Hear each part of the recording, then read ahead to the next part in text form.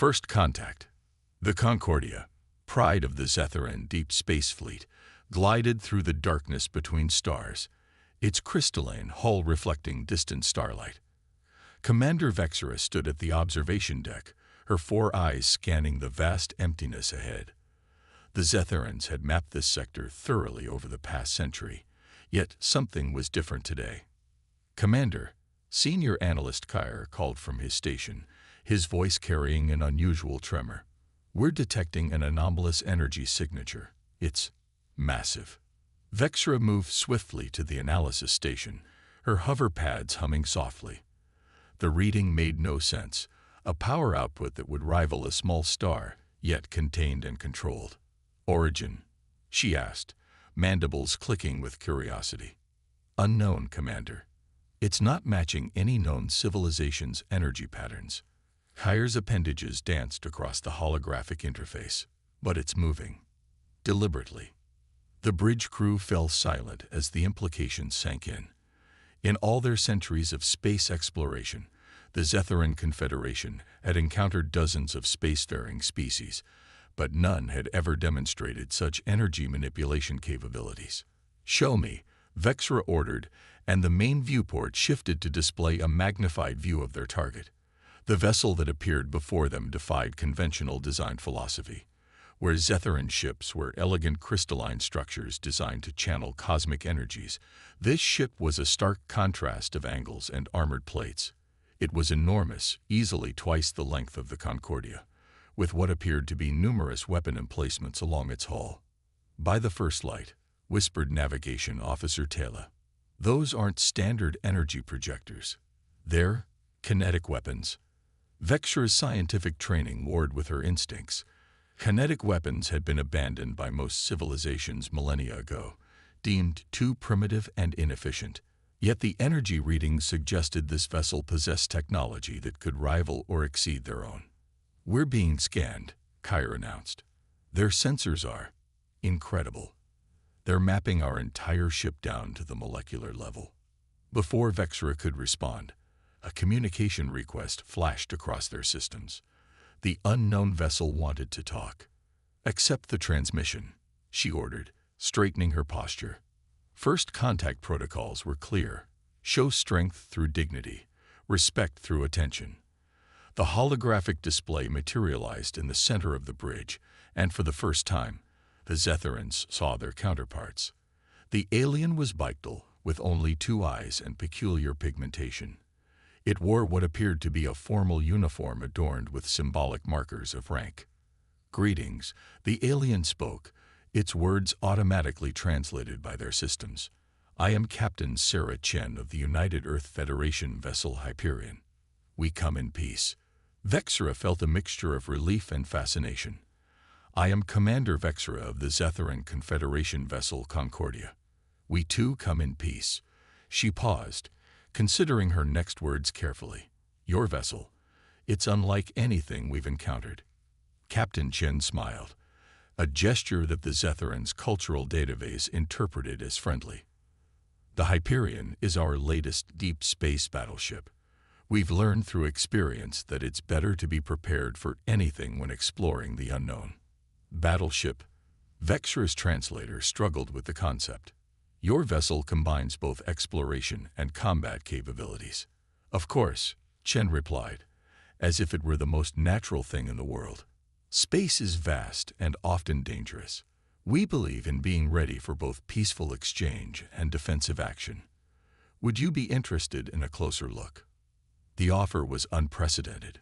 Most species guarded their military technology zealously, yet these humans seemed almost eager to share. "We would be honored," Vexera responded, her curiosity overwhelming any diplomatic hesitation. "Though I must admit, your technology raises many questions. The energy output alone." Chen's smile widened. "Ah, you've noticed our fusion drive. It's just one of many innovations we've developed. Humanity has always had a knack for pushing the boundaries of what's possible." As arrangements were made for a diplomatic delegation to visit the Hyperion, Vexera couldn't shake the feeling that this encounter would change everything. These humans, with their curious blend of advanced technology and seemingly primitive design choices, their openness combined with obvious military might represented something entirely new in the galaxy.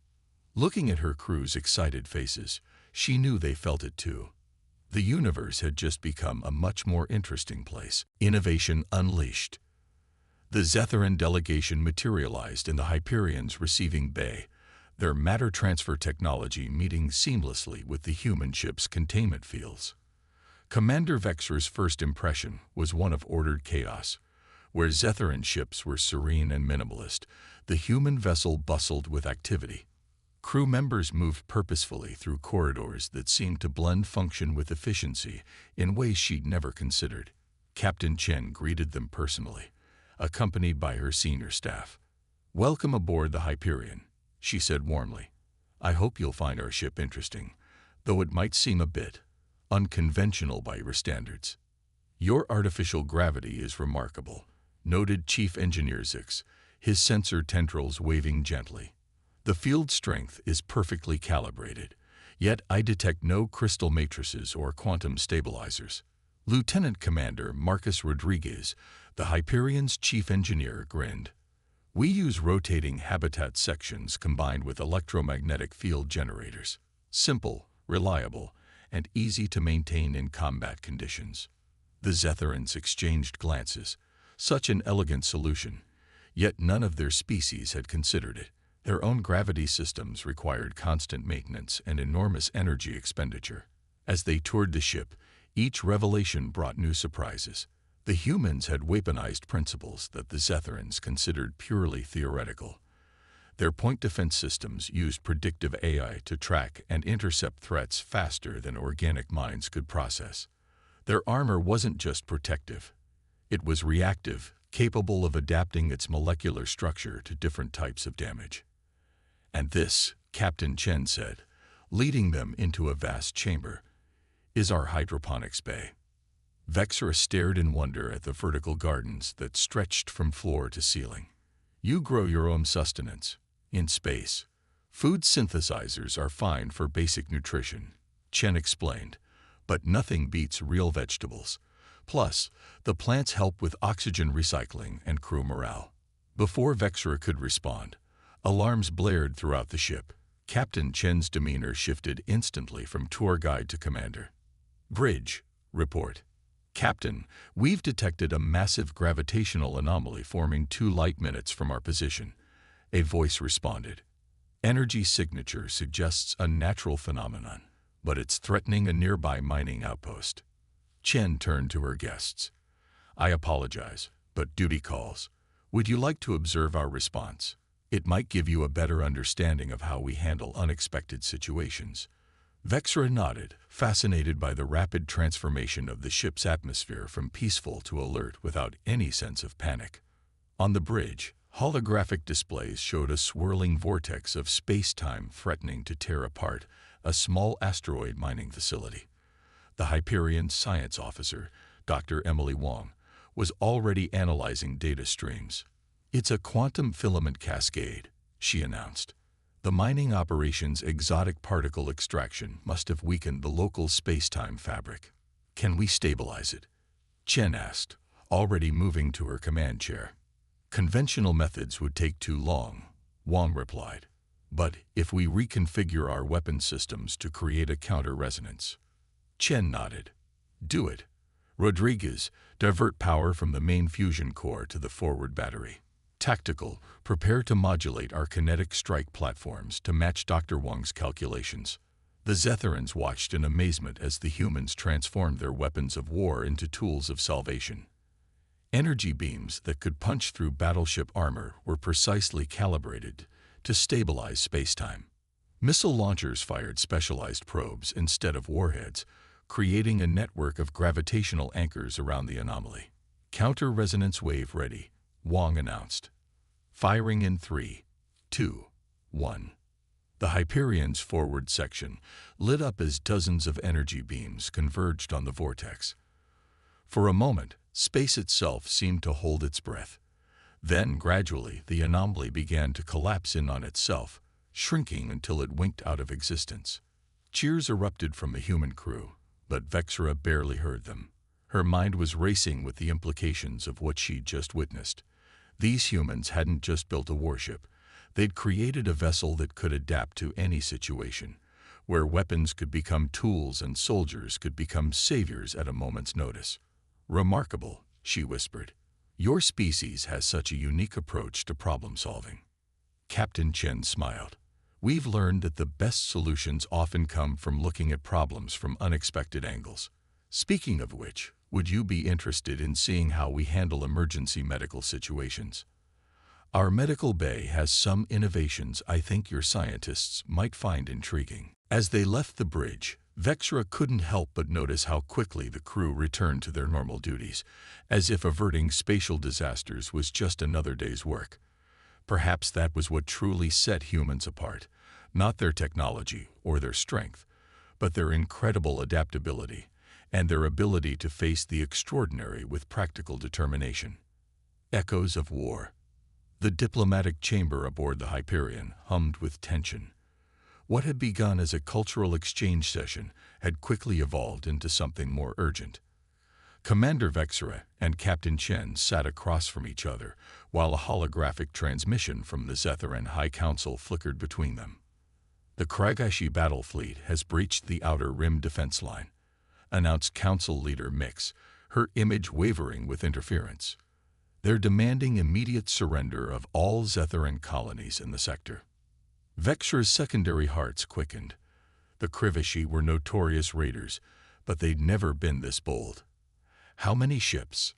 37 capital ships with support craft. They've somehow developed shields resistant to our energy weapons. Captain Chen, who had remained silent, leaned forward. "Excuse me, Council Leader. These Krivashi, they're the same ones who've been raiding isolated outposts." "Correct, Captain. Though clearly they've been planning something far larger." Chen's expression shifted subtly, a change Vexera was learning to recognize as the human transitioning to tactical thinking, and they've never encountered human ships before. "No," Mix confirmed. "They avoid Union space entirely." "Interesting." Chen activated a tactical display. "Commander Vexera, would your council be open to a joint operation? The Hyperion isn't just a single ship. It's a test bed for new defensive technologies. We've been developing countermeasures against exactly this kind of threat." The council chamber erupted in overlapping voices. Joint military operations with a newly discovered species. It was unprecedented. Yet the Kravashi threat was immediate and devastating. "What exactly are you proposing?" Mix asked. Ken's fingers danced across the display, bringing up technical schematics. "The Krivashi developed shields against your primary weapons, pure energy beams, but the Hyperion uses a hybrid approach. Kinetic weapons, electromagnetic pulses, graviton disruption fields. We can punch through their defenses while they're focused on countering Zetheran technology." "And what would humanity want in return?" someone asked from the council. "Knowledge exchange," Chen replied without hesitation. "Your understanding of quantum mechanics and crystal matrices could revolutionize our medical technology. Plus, we've learned that making friends is generally better than staying isolated in this galaxy." Vexera watched the human captain carefully. There was something in her demeanor, a controlled eagerness that suggested she wasn't revealing everything. "Captain, you seem rather prepared for this situation." Chen's smile was knowing. "Let's just say humanity has experience with being underestimated. We've learned to be ready for opportunities to prove ourselves." After further discussion, the council agreed. Within hours, the Hyperion was moving into position near the Zetheran defense fleet. Vexera, now serving as liaison, stood on the human bridge watching their preparations with fascination. The crew moved with practiced efficiency, but there was something else, a palpable excitement. They were about to face an enemy that outgunned them significantly, yet they seemed almost eager. "Your crew doesn't seem concerned about the odds," Vexera observed. Chen checked final system readouts as she replied. "Humans have a long history of beating overwhelming odds. We've learned that superior numbers don't always mean superior strategy." Besides, the Kriveshi have fallen into the oldest trap in warfare. They think they know all the rules of engagement. And they don't. Commander, if there's one thing humans excel at, it's changing the rules. Chen turned to her tactical officer. Status of Operation Trojan Horse. All systems ready, Captain. Drone swarms are in position and cloaked. Electronic warfare suites are spun up, just waiting for the Kriveshi to spring our trap. The massive enemy fleet dropped out of faster-than-light travel exactly where Chen had predicted. Their ships were dark, angular vessels bristling with weapons. The lead ship immediately broadcast their demands for surrender. Chen's response was not what anyone expected.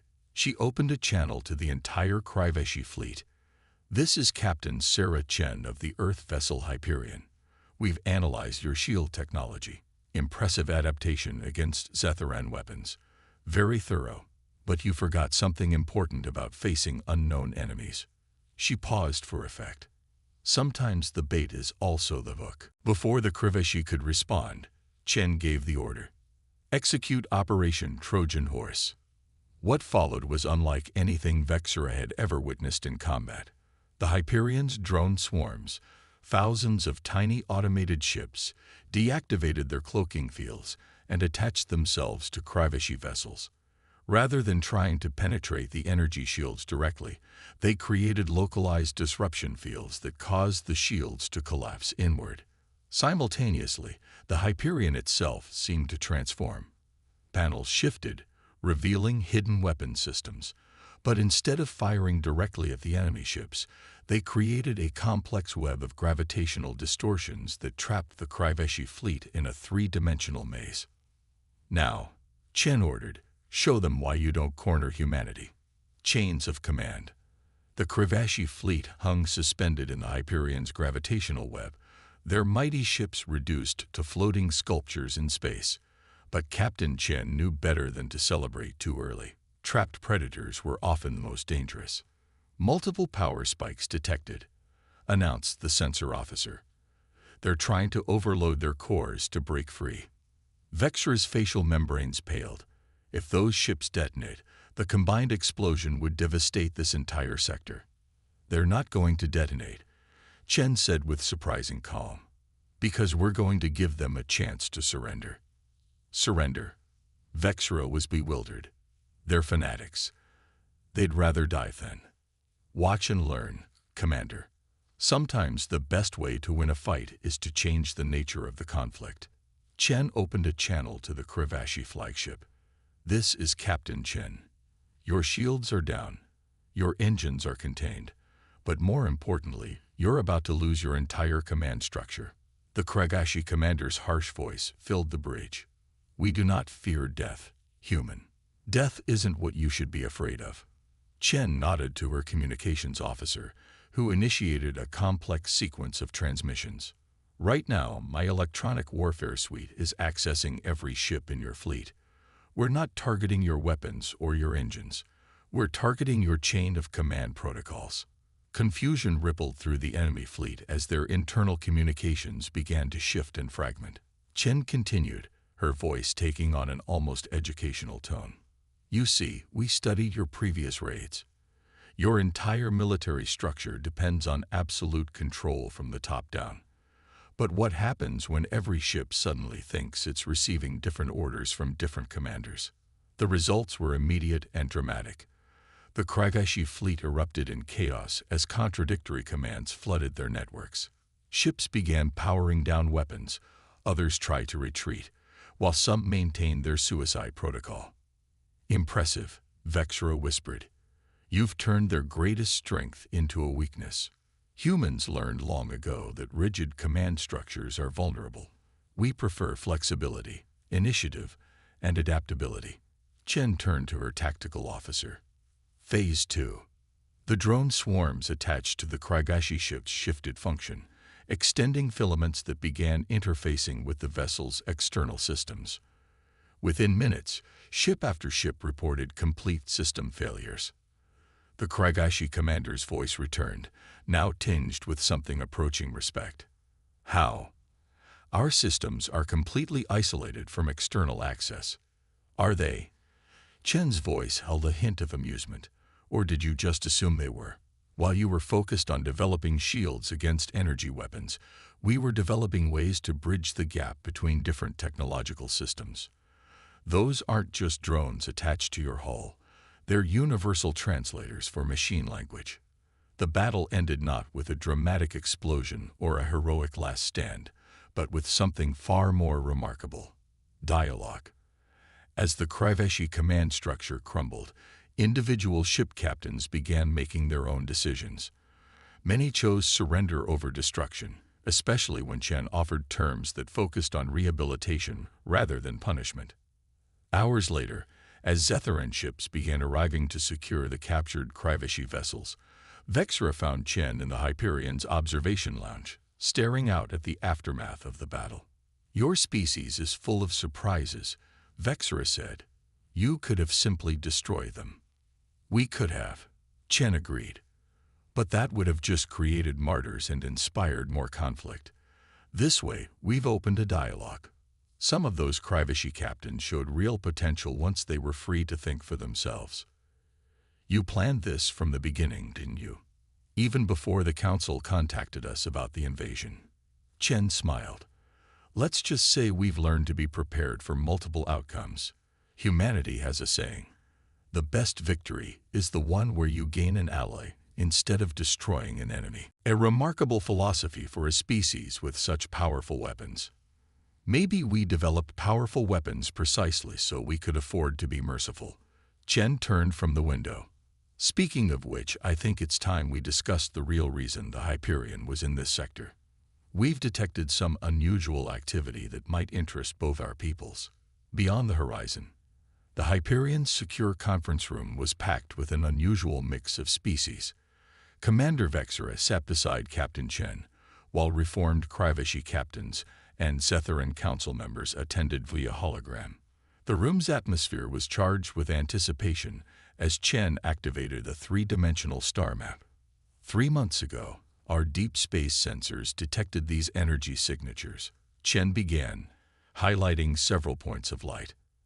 At first, we thought they were natural phenomena, but the pattern was too regular, too purposeful. The map zoomed in, revealing strange distortions in space-time. Vexra leaned forward, her scientific training immediately recognizing the implications. "These are artificial." "Correct." Chen expanded the display. "We believe they're ancient gates of some kind, built by a civilization that predates all of ours.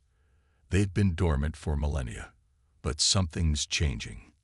They're waking up." One of the Kriveshi captains, Dren, spoke up. "This is why our high command was so desperate to control this sector.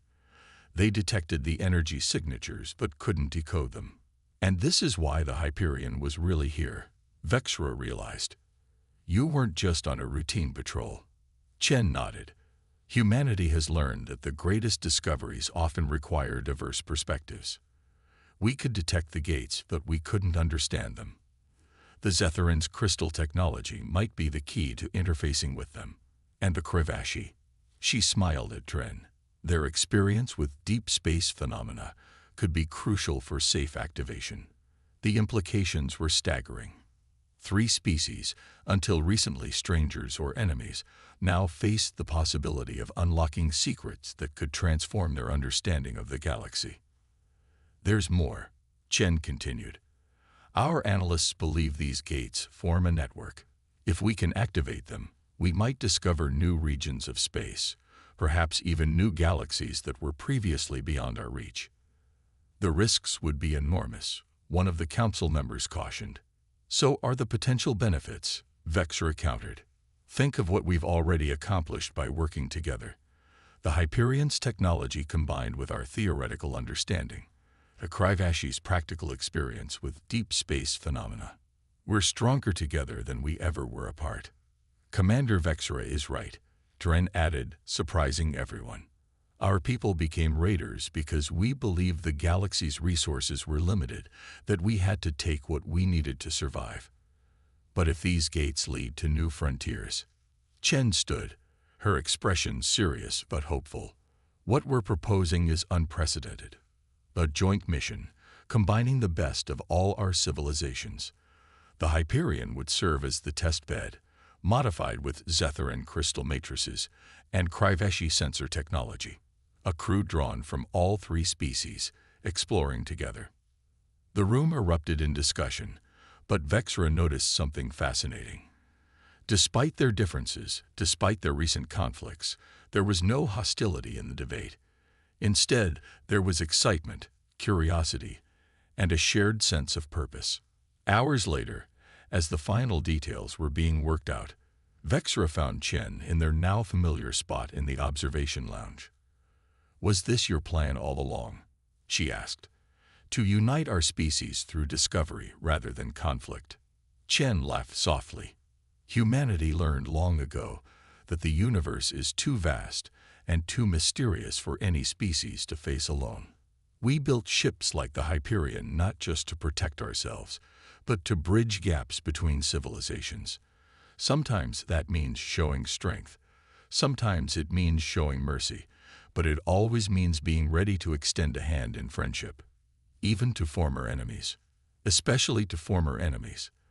The greatest achievements in human history often came from people who were once on opposite sides learning to work together."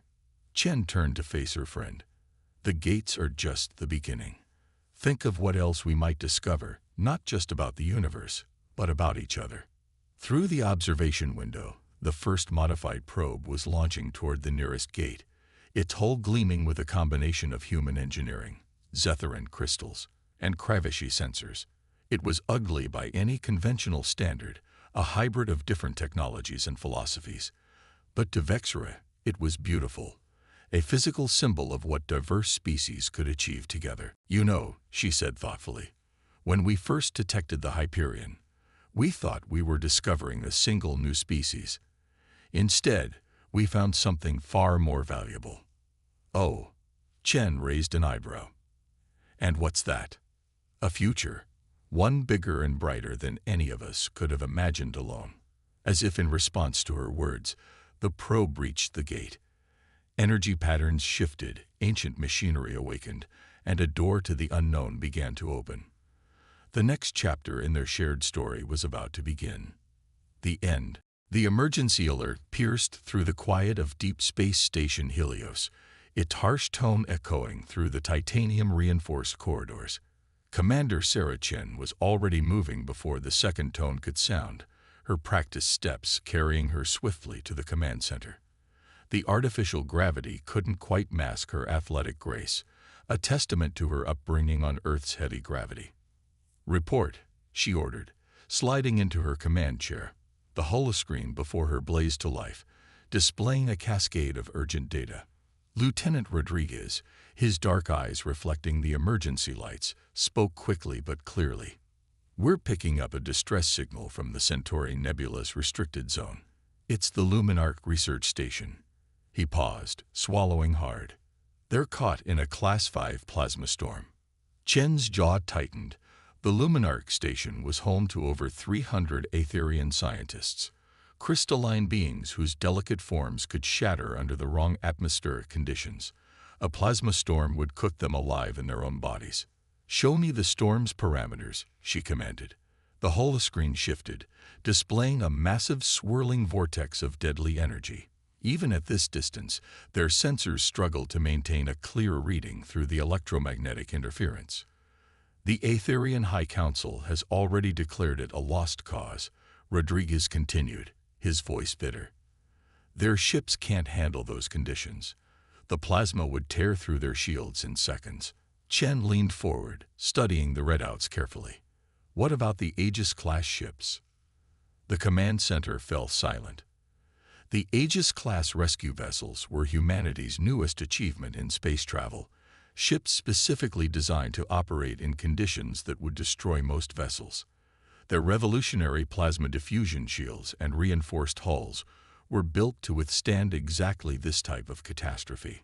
"They're untested in real combat conditions," her chief engineer, Dr. Patel, reminded her from his station. "The simulations look promising," but he let the words hang in the air. Chen straightened in her chair. Those simulations were based on conditions twice as severe as what we're seeing here. She tapped her console, bringing up the crew roster. How quickly can we have the HSS Prometheus ready for launch? 3 hours, Paddle replied without hesitation. We'll need to reinforce the backup generators and double-check the shield harmonics. Chen nodded, her decision already made. Make it 2. Contact Earth Command and request emergency deployment authorization. Tell them. She paused, choosing her words carefully.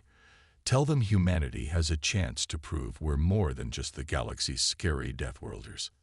As her crew burst into action around her, Chen pulled up the original distress signal. The Etherians' crystalline voices, translated through the computer, carried both fear and dignity. To any ships within range, we are 342 souls aboard the Luminarch station. Our shields are failing. The storm. We cannot survive much longer. Please, help us. Chen closed her eyes for a moment, remembering the first time she'd met an Aetherian diplomat. They'd been terrified of her, of all humans, creatures who could survive conditions that would destroy most sentient species. Deathworlders, they called us. But maybe, she thought, opening her eyes to watch her crew prepare for the rescue mission. That's exactly why we're needed. The next 2 hours were a blur of activity. The HSS Prometheus, pride of humanity's rescue fleet, came alive under the skilled hands of its crew. Its massive form, nearly twice the size of standard rescue vessels, gleamed under the station's lights as final checks were completed. As Chen strode through the ship's corridors toward the bridge, she could feel the subtle vibration of the engines through the deck plates. The crew she passed all wore the same expression of determined focus. They knew the stakes. They understood that this wasn't just about saving lives.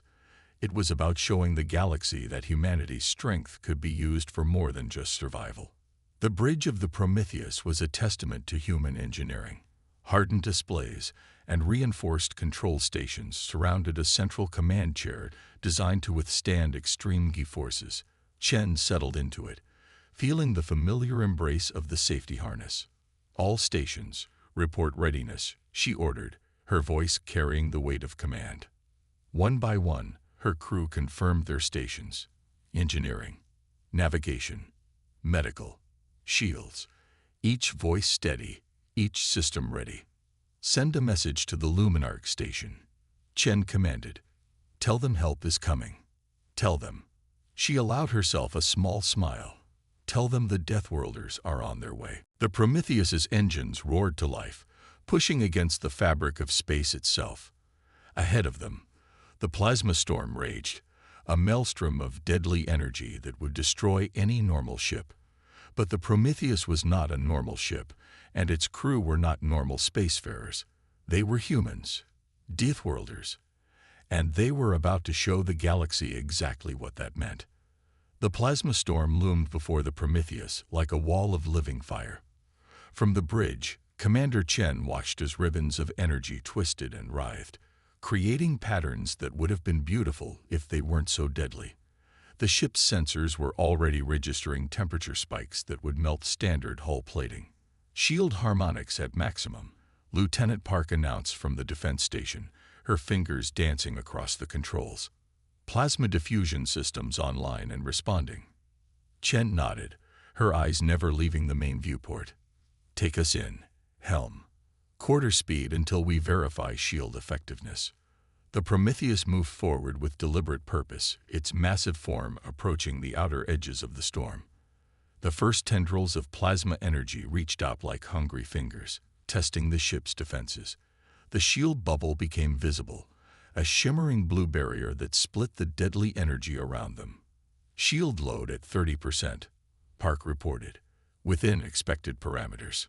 Dr. Patel's voice came over the comm from engineering. The new diffusion systems are working better than simulations predicted.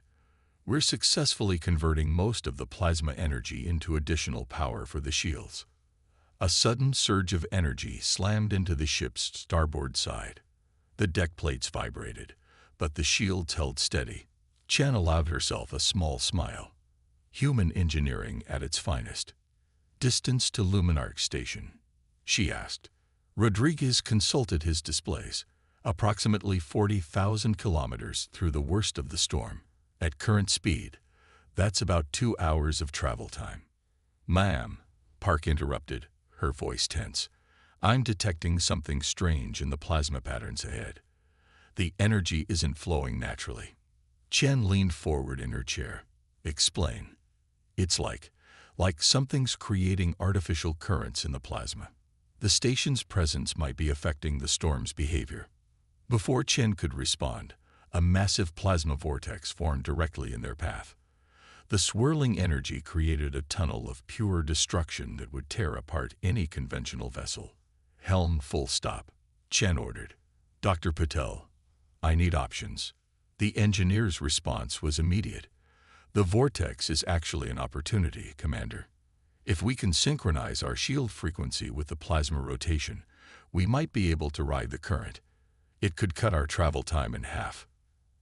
And if our timing is off, then we'll be torn apart at the atomic level. Chen considered for a moment.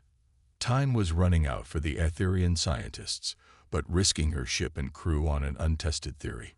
She thought of the crystalline beings waiting for rescue, their bodies literally cracking under the strain of the storm. Dr. Patel, you have 10 minutes to calculate the exact shield frequencies we need. Lieutenant Park, begin shield modifications as soon as you receive the numbers. Everyone else, secure for extreme maneuvers. The next 10 minutes were filled with intense activity as the crew prepared for what might be either a brilliant solution or their last mistake. Chen used the time to record a brief message to Earth Command, explaining their situation and decision. If something went wrong, at least their attempt would be documented. Calculations complete, Patel announced. Sending shield frequencies to tactical now. Frequencies received and implemented, Park confirmed. Shield harmonics adjusting. Synchronized with plasma rotation in 3, 2, 1. Mark. Chen gripped her chair's armrests. Take us in, Helm. Full power to forward shields. The Prometheus surged forward into the vortex. For a moment, the entire ship shuddered as if it would shake itself apart. Warning alerts blared across multiple stations. Then suddenly, they were through the initial barrier and riding the plasma current like a surfer catching a wave. It's working, Rodriguez exclaimed. We're being carried along the plasma flow. Speed increasing too. This can't be right. We're moving at nearly twice our normal maximum velocity. Chen watched as the swirling energy carried them deeper into the storm. The Prometheus's hull sang with the strain but held firm. Human technology, built to withstand the harshest conditions, was proving its worth. New contact. Park's voice cut through the moment of triumph. Multiple plasma anomalies forming around us. The storm, it's almost like it's reacting to our presence. The view through the forward screens confirmed her words. The plasma was coalescing into distinct shapes, like massive tentacles of energy reaching for the ship.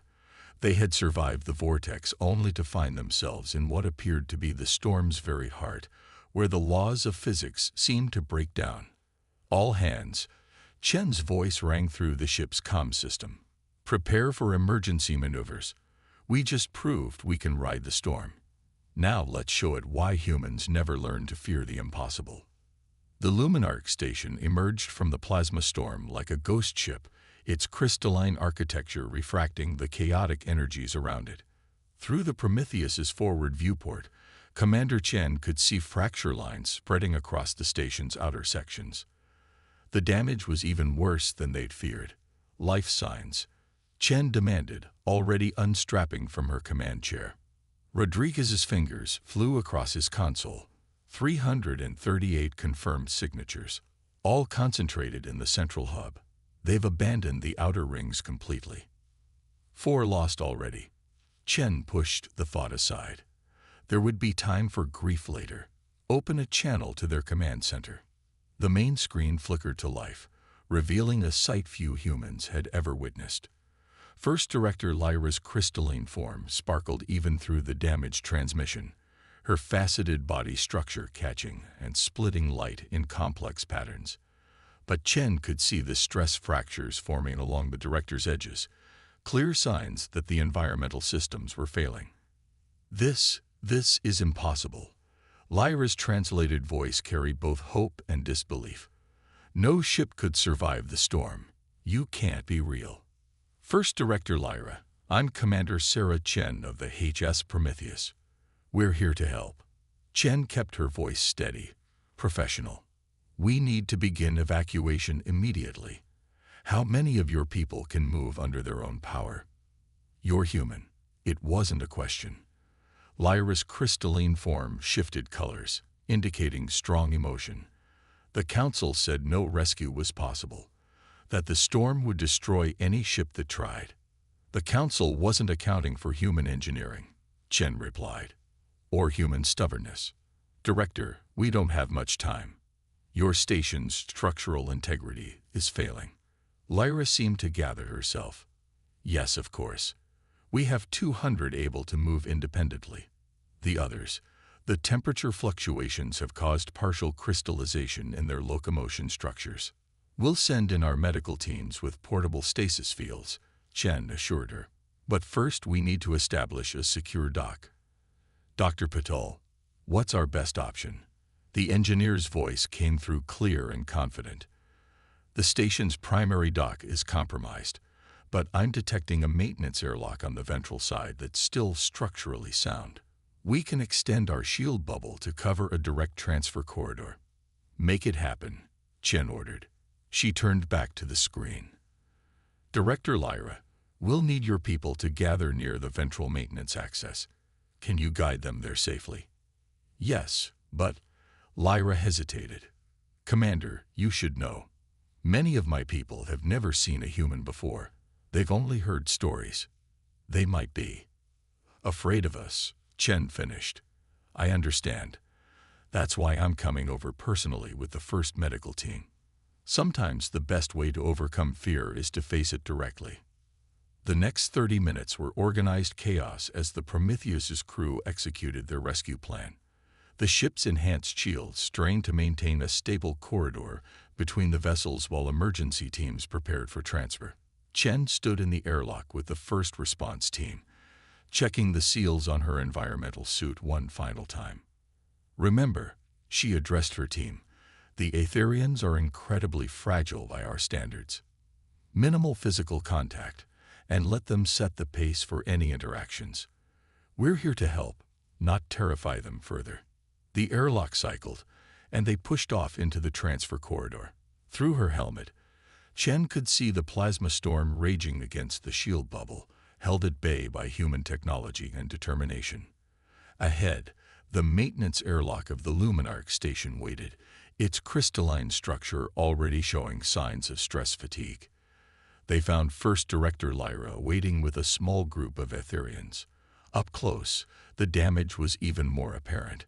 Stress fractures ran through many of their crystalline forms, and some moved with obvious difficulty. But what struck Chen most was their reaction to the human rescue team. The Aetherians drew back instinctively, their forms shifting to defensive configurations. Chen stepped forward slowly, her movements deliberately gentle despite the bulky environmental suit. She activated her external speakers. First Director, we have portable stasis units ready for those who need immediate medical attention. With your permission, we'll begin with the most critically damaged. Lyra moved forward, her crystalline form catching the emergency lights in a cascade of colors. You really came to help us, even knowing the danger, even knowing what we think of your kind. That's what humans do, Chen replied simply. We see someone in trouble, we help. Now, let's get your people to safety.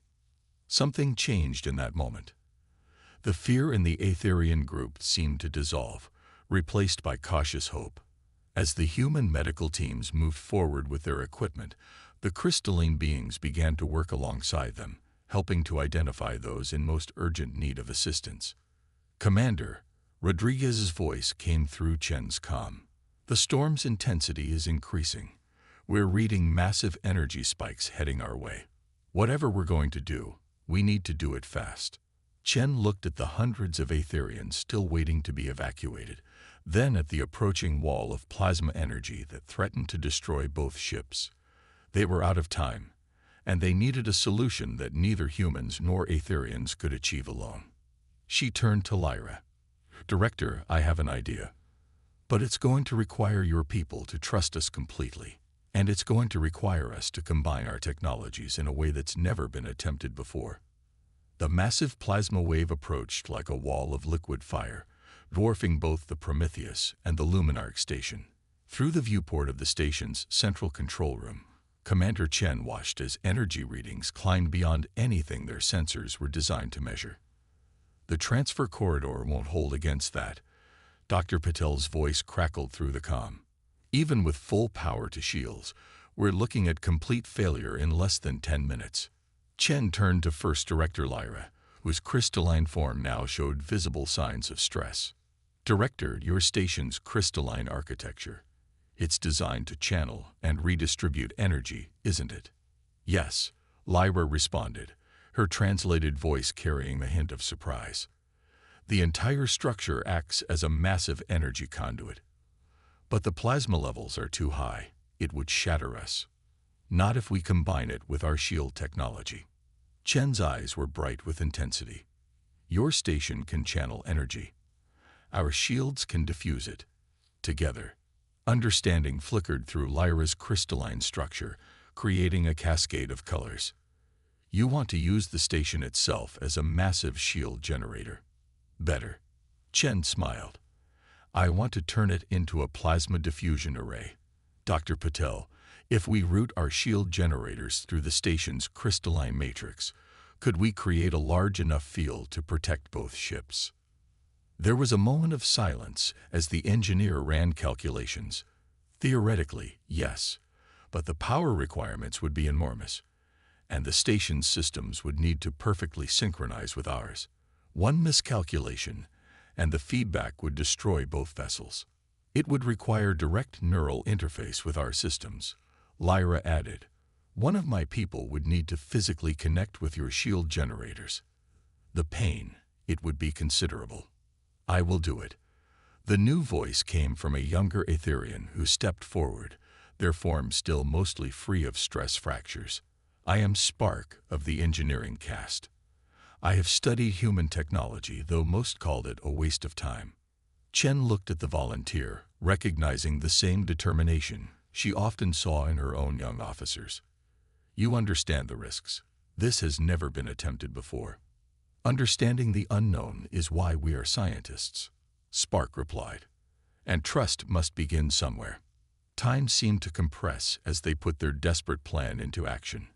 The Prometheus's engineering team worked frantically to modify their shield generators, while Aetherian technicians prepared their station's crystal matrix. Spark was connected to both systems, their crystalline form trembling slightly as they processed the massive data flows. "Wave impact in 2 minutes," Rodriguez reported from the Prometheus. "Shields failing on multiple sections. All non-essential power rerouted to the main shield generator," Patil added. "We're ready on our end." Chen looked at Spark, who was now glowing with internal energy. "Are you ready?" "Integration is uncomfortable," Spark managed through the translation system. "But holding. Crystal matrix aligned with shield harmonics. Ready to initiate on your command." Chen took a deep breath. "Begin power transfer. Take it slow. We need perfect synchronization." The effect was immediate and stunning.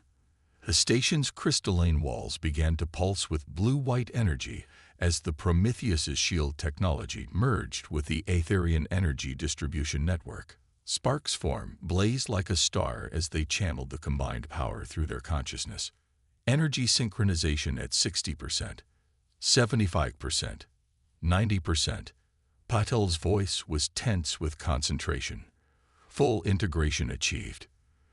The plasma wave struck with the force of a solar flare. The combined shield flared into visibility, a massive dome of crystalline energy patterns that bent and redirected the deadly plasma around both vessels. Inside the station, every crystalline surface sang with power. "Shield holding," Rodriguez called out. The diffusion pattern it's beautiful. The plasma is being split and channeled through the crystal matrix, bleeding off its destructive potential. But Chen could see the strain it was taking. Spark's form was vibrating dangerously, stress lines appearing across their surface. The young Aetherian was pushing themselves to the absolute limit to maintain the connection between the two technologies. Power fluctuation in the main crystal matrix, Patel warned. We're losing coherence in sections 5 through 8. Reroute through the auxiliary crystals, Lyra ordered, her own form glowing as she connected to her station systems. All Aetherians, lend your strength to the matrix. Channel your energy through Spark. What happened next would be talked about in both human and Aetherian space for generations to come. The crystalline beings throughout the station began to glow, creating a network of living light that pulsed in harmony with the shield technology. They were no longer separate entities but parts of a greater whole, each contributing their energy to the survival of all. Matrix stabilizing, Paddle reported, awe in his voice. Power levels evening out. The shield, it's not just holding, it's getting stronger. Through it all, Chen watched as human technology and Aetherian biology worked in perfect synchronization, turning what should have been certain death into something miraculous.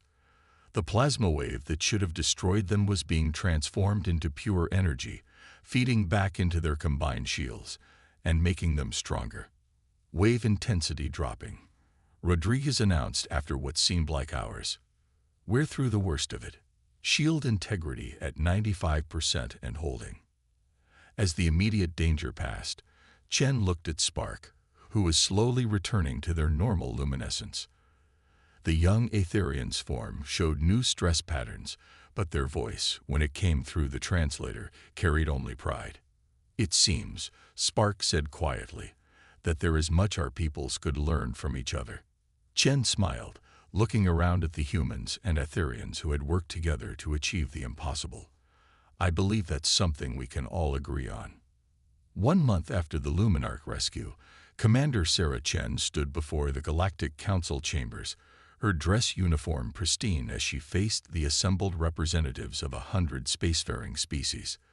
The massive chamber, with its soaring crystalline arches, seemed designed to make individuals feel small.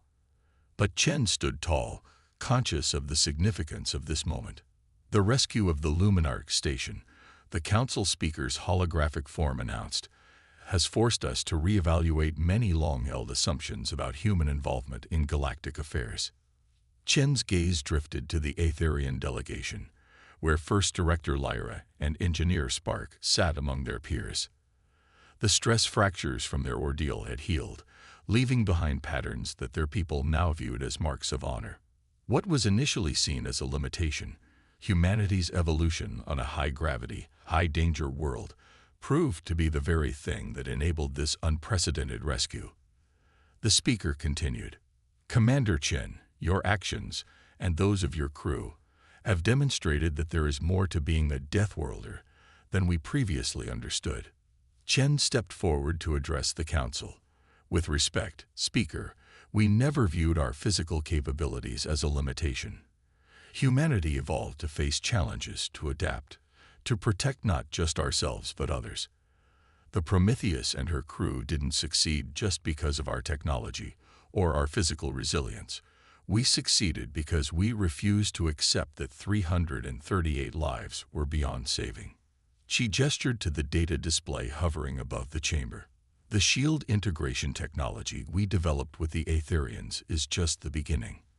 Already, our scientists are working together on new applications. Colonies that were considered too dangerous to establish might now be possible. Rescue operations that were thought impossible could become routine. Spark rose from their seat, their crystalline form catching the chamber's light. If I may speak.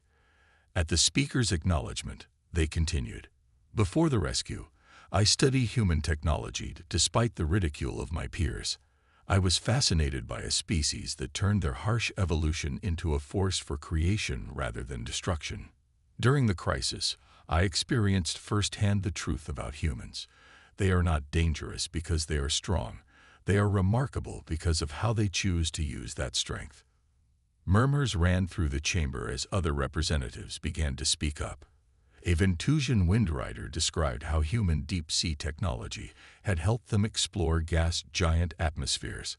A Helian physicist explained how human radiation shielding had revolutionized their solar research. The council speaker raised their appendages for silence. It seems we have been presented with clear evidence that our previous policies regarding human involvement in galactic affairs require significant revision. Commander Chen, the council has a proposal for you. Chen straightened, curious. I'm listening, Speaker. We wish to establish a new division within the Galactic Emergency Response Force, one specifically staffed by human crews and ships, working in conjunction with other species' technical experts. Your experience with the Luminart rescue has shown us that there are situations where human capabilities are not just useful, but essential. The Prometheus and her crew would be honored to help establish such a division, Chen replied. On one condition. The speaker tilted their head. And that would be that we recognize this as a true partnership.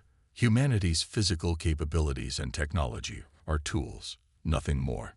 It's the combination of different species' strengths that made the Luminart rescue possible. We don't want to be seen as the galaxy's emergency solution. We want to be seen as part of the galactic community. A wise condition, the speaker agreed, one that shows precisely why this initiative is so important.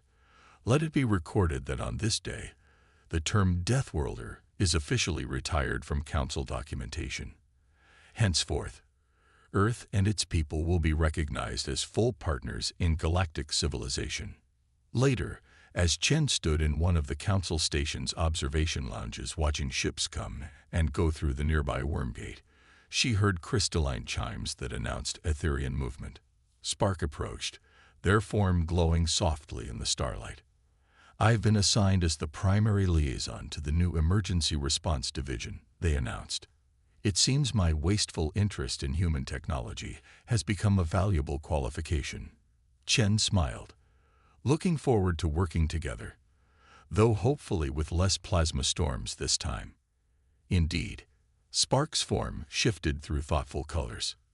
You know, there's an old Etherian saying, the strongest crystal is formed under the greatest pressure. Perhaps the same is true of relationships between species. We have a similar saying on Earth, Chen replied. Diamonds are made under pressure. Maybe our peoples aren't so different after all. Together, human and Etherian watched the stars, no longer separated by fear or prejudice, but united by the understanding that true strength lies not in the capabilities we possess, but in how we choose to use them. In the decades that followed, the sight of human rescue ships working alongside alien vessels would become common throughout the galaxy.